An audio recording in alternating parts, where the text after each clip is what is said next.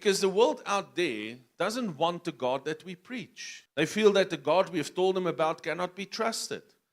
And their concept of God has come from many years of angry Christians proclaiming an angry God. They've never heard the good news. Gospel means good news. Not bad news, not sad news. Good news. Now, I wouldn't want a God who's blamed for famine or drought or killing or taking loved ones. I would not want to be friends with a God who always finds fault with my every action. Sometimes it comes in our own voice, doesn't it?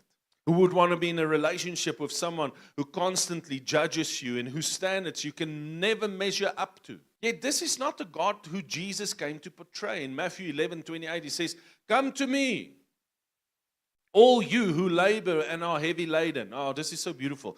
"And I will give you" what? Not a pest, rest.